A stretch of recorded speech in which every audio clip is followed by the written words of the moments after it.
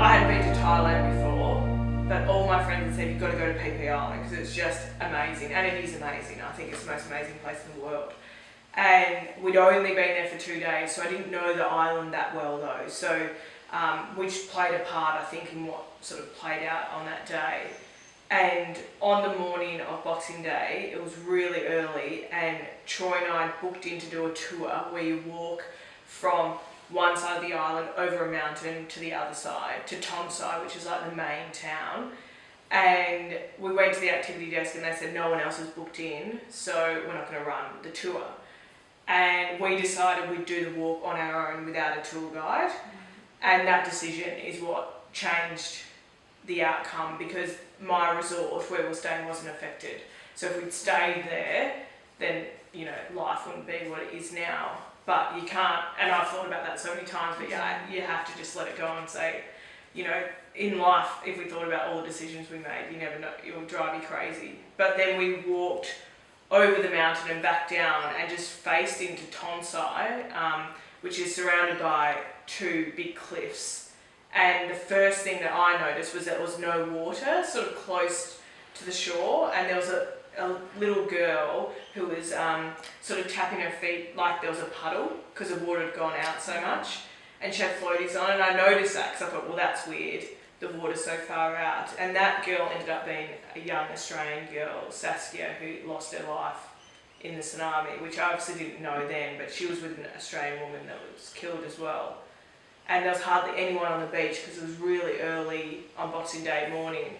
And then I looked up and it looked like there was a canoe on top of the on top of the cliff, but it was the tsunami travelling behind the cliff.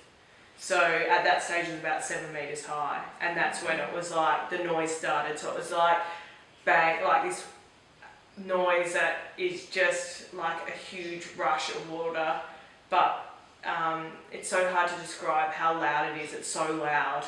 Like so unbelievably loud, but it's, a lot of people think it's like a wave breaking, but it's not. It's a surge of water coming towards you, and you did, but I didn't know what it was. I was like, and you think it's gonna stop. When it was so close to me, I was like, that water is not coming. It's not gonna knock me over. How close did it get to you? Like you saw it coming to you? Yeah. Then we ran onto a balcony of a bungalow. So there used to be 113 bungalows on Tonsai Beach, and every single person lost their lives in those bungalows. We jumped onto the balcony of one and turned around.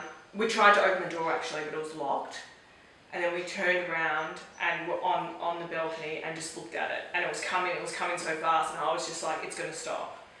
And Troy just yelled, it was so loud, and he just yelled at me and said, try and keep your head out of the water. That's all you gotta do. Can you, at this moment when this is happening, was it happening so quick that you couldn't even really think, what's going on here? Were you just going into automatic survival? It was like I didn't know what was going on, and I just believed it was going to stop. I wasn't facing into it going, this is going to kill 300,000 people, and the world as I know it is never going to be the same. Like you just have a belief in the universe that it was going to stop. And I was actually, to be honest, I was thinking, fuck, my camera's going to get wet. Yeah, right. So yeah. you can't know what's happening. No. And so when he said keep your head above the water, then just after that happened, just after I heard him say that, he grabbed me, and he was a lot taller than me, and sort of lifted me up against his side, and then we got knocked by the tsunami, by the wave, and then I was underwater. And the impact was really hard the first time because there was a bungalow right in front of us, so I felt the force of the bungalow, but I felt it mainly on the side that Troy was on.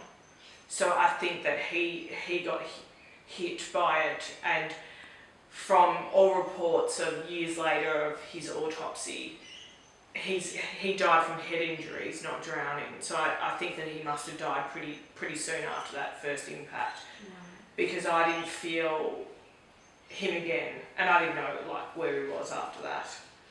And then you're just in the water, like, and mind's just going everywhere, like what is going on. You're panicking. It was like fast, like it's like a washing machine sort of thing, and it's something you can never think's happening to you, but it is happening, but you just can't do anything about it. Yeah. Yeah. And there's all debris in there as well. Oh yeah, so there was all debris, and then and I was like, I'm dying on my honeymoon. I remember just thinking, I'm dying on my honeymoon, and I thought, I said to myself, is Troy going to be okay without me? Like, that was my concern. And then it subsided, and I went, oh my God, I've survived. Like, I was so relieved. And then the second wave came, and the second wave was 3 times faster than the first. And that's when most people were killed on PP Island, was in the second one. And I was already in the water, and just somehow, I've got no idea, I travelled 465 metres from where I started to where I ended up, and I just managed, there was only 2 buildings that stayed half upright, and I just managed to go into one. So I was stopped by a building. Wow. So of all the places for me to end up, like, it's an absolute miracle.